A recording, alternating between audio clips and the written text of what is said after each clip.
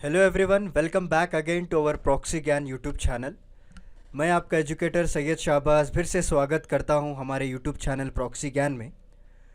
जैसा कि आप सभी लोग जानते हैं, हम कई दिनों से करंट अफेयर्स को डिस्कस करते आ रहे हैं और जितने भी लेटेस्ट अपडेट हैं उसके बारे में मैं आपको रोज़ाना बता रहा था।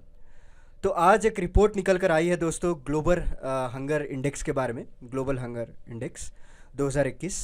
और इस बार इंडिया का जो रैंक है बहुत ही नीचे हो चुका है। हम लोग अफगानिस्तान, पाकिस्तान से भी पीछे जा चुके हैं।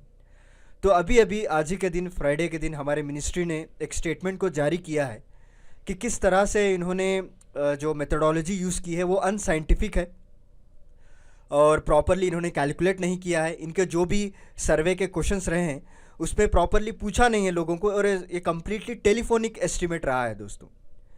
तो चलिए डिस्कस करते हैं हमारी मिनिस्ट्री का क्या कहना है और ग्लोबल हंगर इंडेक्स के बारे में भी जान लेते हैं। इसके थोड़े पॉइंट्स जो एग्जामिनेशन रिलेटेड वेरी इंपॉर्टेंट है। इसको कौन पब्लिश करता है और पहली बार कब पब्लिश किया गया था और क्या क्या ऐसे फैक्टर्स हैं जो लोग कंसिडर करते हैं, सारा कुछ आज हम इस लेक्चर में डिस्कस करने वाले हैं वन बाय वन। तो बिफोर वी स्टार्ट, मैं आपको एक छोटा सा अपडेट देना चाहता हूँ, उसके बाद हम हमारे लेक्चर को स्टार्ट कर देंगे दोस्तों।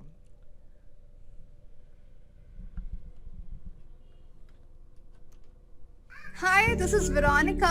अब आप मेरे साथ one on one zoom session book कर सकते हैं कॉम्पिटिटिव एग्जाम काउंसलिंग के लिए। जिस तरह आपके बहुत सवाल रहते हैं कि कॉम्पिटिटिव एग्जाम्स के लिए क्या ऑप्शनल लिया जाए, आंसर राइटिंग कैसे किया जाए, उसके लिए मैं आपको काउंसलिंग दूंगी आपके पर्सनल स्ट्रेंथ्स और वीकनेस पे बेस्ड।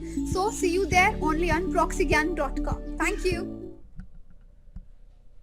तो जैसा कि आप सभी लोगों ने देखा, हमारे जो एक्सपर्ट एजुकेटर है वेरोनिका जी, उनके ज़रिए से आपको एग्जामिनेशन काउंसलिंग प्रोवाइड की जाएगी। आप हमारा वेबसाइट www.proxygyan.com विजिट कर सकते हैं। सारी जानकारी आपको मिल जाएगी और अपने टाइम और रिक्वायरमेंट के हिसाब से आप अपने सेशन को बुक कर सकते हैं दोस्तों। और ज़्यादा से ज़्यादा इस चैनल को लाइक कीजिएगा, शेयर कीजिएगा, सब्सक्राइब कीजिएगा, क्योंकि जितने भी एजुकेटर्स हैं वो बहुत ही मेहनत करके आपके सामने कंटेंट लेकर आ रहे हैं। ओके, और ज़्यादा से ज़्यादा लोगों तक पहुँचाइए ताकि हम लोगों को भी जो है मोटिवेशन मिल सके। तो लेट्स स्टार्ट।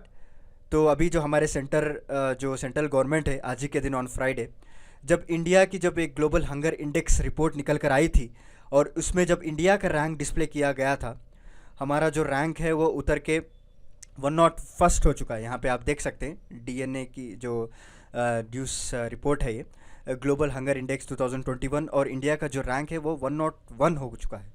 लास्ट टाइम हम 94th पोजीशन पे थे और हम लोग इस बार पाकिस्तान, नेपाल, अफगानिस्तान उससे भी पीछे जा चुके हैं दोस्तों। ओके, तो इनका ये कहना है कि जो मेथडोलॉजी इस बार यूज़ की गई है वो अनसाइंटिफिक है दोस्तों। हमारे जो सेंटर से जो स्टेटमेंट निकल कर आ रहे हैं, ये बिल्कुल ही अनसाइंटिफिक मेथडोलॉजी इन्होंने यूज़ किया है। इसकी वजह से हमारा रैंक बहुत ही नीचे गिर चुका है। अगर आप देखेंगे तो इस बार इन्होंने 116 कंट्री को काउंट किया है इस हंगर इंडेक्स में, और हमारा जो इंडिया का रैंक है 101 है। तो ज़्यादा दूर नहीं है हम आखिरी प्लेस पे। और लास्ट टाइम अगर आप देखेंगे 2020 में जब पैंडमिक चलता रहा तो वहाँ पे हमारा रैंक था 94th। ओके, तो पैंडमिक के थोड़ा आप यहाँ पे कॉमन सेंस यूज़ कर सकते हैं। इवन दो पैंडमिक चल रहा था और कई सारे रिसोर्सेस बंद हो चुके थे, कई सारे स्कीम्स प्रॉपरली इम्प्लीमेंट नहीं हुआ था वहाँ पे, तो उस वक्त हमारा रैंक 94 था। बट 2021 जब रिपोर्ट निकल कर आई थी, राइट, तो इसका जो रैंक है वो उससे बेहतर होना चाहिए, बट इससे जो है गिर चुका है।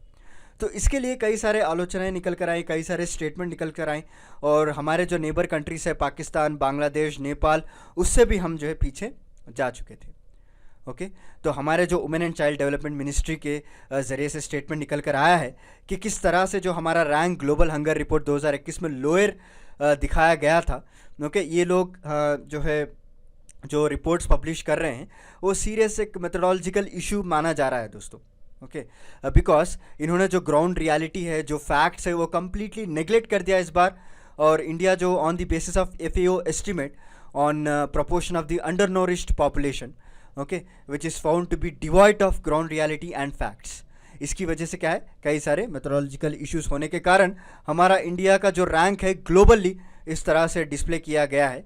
एंड जो पब्लिशिंग एजेंसी है ग्लोबल हंगर रिपोर्ट, जिसको पब्लिश किया जाता है वर्ल्ड वाइड, इनका नाम है वेल्ट हंगर लाइफ। ओके, सो इनके द्वारा हर साल इस रिपोर्ट को पब्लिश की जाती है। तो इसकी वजह से इन्होंने कहा है कि इस बार इन्होंने प्रॉपरली सर्वे नहीं किया है और इनमें जो है कहीं ना कहीं एक नेग्लिजेंस नज़र आती है हमको, right. And they have based their assessment on the result of 4 questions. देखिए इनका असेसमेंट किस तरह से रहा है वो हम डिस्कस कर लेते हैं। तो उन्होंने ये बताया कि इनका जो भी रिजल्ट है वो 4 क्वेश्चंस पे ओपिनियन पोल लिया गया है दोस्तों, वो भी टेलीफोनिकली किया गया है, याद रखिएगा, टेलीफोनिकली इस ओपिनियन पोल को किया गया। And there is no scientific methodology to measure undernourishment like availability of food grains per capita during the period, right. और उस टाइम पे जब इन्होंने सर्वे किया था, क्या गवर्नमेंट की जो स्कीम्स है वो लोगों तक पहुंच रही है, जो स्कीम्स के अंडर जो खाना बंटना चाहिए था, जितने भी सारे स्कीम्स है, क्या वो लोगों तक पहुंच रहा है, वो क्वेश्चन भी इन्होंने मिस कर दिया है। ओके, आगे इन्होंने बताया है the scientific measurement of undernourishment would require the measurement of weight and height. Okay, जब आप किसी बच्चे के अंडर नॉरिशमेंट की तादाद को मेजर करना चाहते हैं तो बेसिकली 2 फैक्टर्स के ऊपर डिपेंड रहता है, एक वेट हो गया और दूसरा हाइट हो गया। वेरास इन्होंने जो मेथडोलॉजी यूज़ की है वो कम्प्लीटली टेलीफोनिक है। टेलीफोनिक में आपको क्या पता चलेगा कि सामने वाला किस तरह से जो है अंडर नॉरिश है या नहीं है। और इन्होंने तो एक क्वेश्चन को भी स्किप कर दिया कि गवर्नमेंट के जो स्कीम्स हैं वो आपके एरिया में अप्लाई हो रहे हैं या कितने लोगों तक पहुंचा गया, वो भी एस्टिमेट जो है निकाल दिया गया। सिर्फ एक टेलीफोनिक कन्वर्जेशन बेसिस पे इन्होंने इस रिपोर्ट को जारी की है दोस्तों। Okay, and the ministry further said that the report completely डिसरिगार्ड्स the government effort, जो एफर्ट कर रही है 1 साल तक, चाहे जितने सालों तक हमारे जो स्कीम्स हैं जो रिलेटेड टू फूड सिक्योरिटी है ड्यूरिंग दिस कोविड-19 पैंडमिक। कई सारे मोदी जी ने हमारे कई सारे स्कीम्स को लेकर आए हैं, वेंडर्स के लिए हो गया, मिड डे मील स्कीम्स को लेकर हो गया, कई सारे डिफरेंट स्कीम्स हैं, उनके लिए कई सारे सुविधाएं पहुंचाई गई, कई सारा फाइनेंशियल सपोर्ट दिया गया था। इसकी वजह से जो है इवन दो इम्प्रूव होने की वजह हम लोग जो रैंक नीचे हो गया है। तो ये जो क्वेश्चन रहा है जो इनको पूछना चाहिए था कि जो अब जो गवर्नमेंट स्कीम्स वो प्रॉपरली इम्प्लीमेंट हो रहे हैं या जो डेटा अवेलेबल है वो वेरीफाई है या नहीं, ये तो इन्होंने कम्प्लीटली बाइकआउट कर दिया। फिर कैसा पता लगेगा कि आपने जो रिपोर्ट निकाली है वो क्या फैक्टर बेसिस पे निकाली है, ये जेन्यून है या आपने जो ऐसे ही 5-6 कॉल कर लिया, आप इस तरह से रिपोर्ट निकाल दिया। तो opinion poll does not have a single question whether the respondent receive any food support from the government or any other sources। ठीक है, थोड़ी देर के लिए अगर आप गवर्नमेंट को भी बाजू रखते हैं तो डिफरेंट सोर्सेस है, जो NGOs हो गया, कई सारे ऐसे सोर्सेस हैं जो फूड सपोर्ट प्रोवाइड करते थे लोगों को, वो तो क्वेश्चन आपने उड़ा ही दिया। एक सिंगल क्वेश्चन भी उसमें मिला नहीं कि वो लोग पूछ रहे हैं कि गवर्नमेंट या अदर सोर्सेस से आप ओपिनियन पोल ओके इंक्लूड कर रहे हैं या नहीं। And the representative of even this opinion poll is doubtful for India. And India का ही नहीं बल्कि कई सारे ऐसे कंट्रीज़ हैं जहाँ पे भी इसी तरह सर्वे किया गया और रैंक को इशू कर दिया गया है। और हमारे मिनिस्टर का ये कहना है कि एक सरप्राइज़ हम लोगों को रहा है जब FAO जब रिपोर्ट रिलीज़ करता है the state of food security and nutrition the old 2021। Okay, और उसमें ये जो अदर 4 कंट्रीज़ है जैसे अफगानिस्तान, बांग्लादेश, नेपाल, श्रीलंका, ओके, और उन्होंने ये कहा है कि वो उतना अफेक्ट नहीं हुआ है जितना हमारा इंडिया अफेक्ट हुआ है। have not been affected at all by pandemic induced loss of job हो गया, businesses हो गया, या इनके इनकम लेवल में जो रिडक्शन है वो उतना नहीं है जितना इंडिया में दिखा रहे हैं लोग। ऐसा तो नहीं हो सकता ना। बेसिकली आपने देखा होगा कई सारे ऐसे कंट्रीज़ हैं जो अफगानिस्तान, श्रीलंका, उनके अपने पर्सनल रिपोर्ट्स है जहाँ पे कि कई लोगों के जॉब जा चुके हैं, उनका इनकम लेवल्स गिर चुका है। बट ये जो रिपोर्ट है बहुत ही सरप्राइजिंग तरीके से पेश किया गया है दुनिया के सामने, और जो हमारे जो पीछे कंट्रीज़ है बिहाइंड, ओके, उनको वहाँ पे क्लियरली मेंशन कर दिया गया कि उनके पास कोई जॉब और बिजनेस का लॉस ही नहीं हुआ है। और the ministry has also said this countries were rather able to improve their position on indicator. Okay, तो इनका ये कहना है कि ये जो कंट्रीज़ है अपने आप को जो बेहतर दिखाना चाहते हैं because in the proportion of undernourished population by 4.3% हो गया, जैसा 3.3%, 1.3%, राइट। इस तरह से लोग इम्प्रूव अगर आप देखेंगे वो 2018-20 से और 2017-19 से उल्टा यहाँ पे जो है गिराव नज़र आया है, मगर यहाँ पे कोई बढ़ोतरी आपको नज़र नहीं आई है, राइट।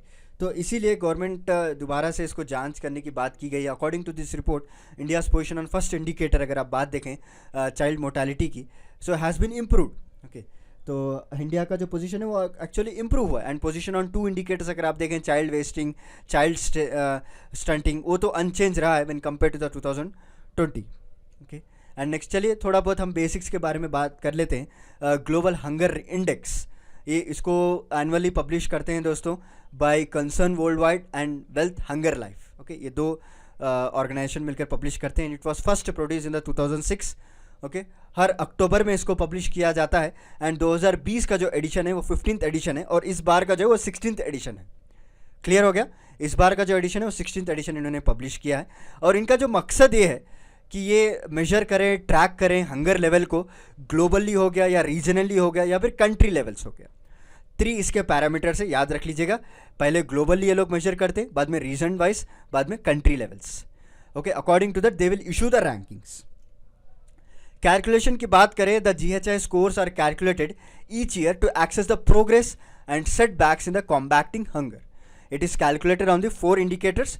पहला हो गया आपको अंडर नॉरिशमेंट, जो कि अंडर नॉरिशमेंट का मतलब ये है कि जो प्रॉपर पॉपुलेशन को या प्रॉपर ग्रुप को कैलोरी जो जितना चाहिए था हमारे ह्यूमन बॉडी को वो इनसफिशिएंट है। और उसके बाद हो गया चाइल्ड वेस्टिंग। ये जो है जो 5 साल के जो बच्चे हैं उसके अंदर की एज के, उनके पास जो है उनकी उम्र के हिसाब से उनका जो वेट है वो बहुत ही कम रहता है। Okay, low weight for their height reflecting acute under nutrition. Next child stunting हो गया and share of the children under the age of 5 who have a low height for their age. उनकी age के हिसाब से इतनी height होनी चाहिए थी बट उससे कम है, इसे हम चाइल्ड स्टंटिंग कहते हैं। Don't confuse between the child wasting and child stunting. Child wasting का मतलब ये है कि अंडर द एज ऑफ 5 होता है बट उनकी हाइट के हिसाब से उनकी जो वेट होती है उतनी नहीं होती, उतना होना चाहिए था बट नहीं है। यहाँ पे रिवर्स। ओके, और यहाँ पे उनकी जो एज के हिसाब से जितनी हाइट होनी चाहिए वो नहीं होती है। नेक्स्ट हो गया child mortality.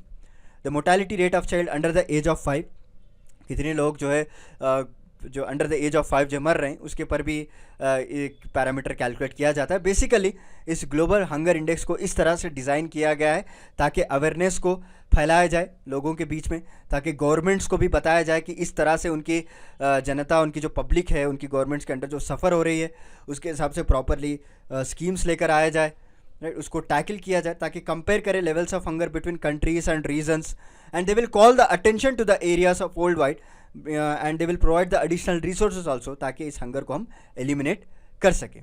So this is about today's lecture दोस्तों। उम्मीद करता हूँ आपको आज का मेरा लेक्चर पसंद आया होगा। क्यों इस तरह से हमारा रैंक 101 दिखाया गया है, हमारे मिनिस्ट्री के द्वारा जो स्टेटमेंट जारी हुआ था आज ही के दिन, वो भी हमने डिस्कस कर लिया। और जो एग्जामिनेशन पॉइंट ऑफ व्यू से कौन रिलीज़ करता है, पहले कौन था, ओके, और ये 16th एडिशन है, ये सारा कुछ हमने इस लेक्चर में देख लिया है। तो चलिए मिलता हूँ मैं आपको अगले लेक्चर के साथ कुछ इंटरेस्टिंग टॉपिक के साथ। तब तक के लिए धन्यवाद दोस्तों।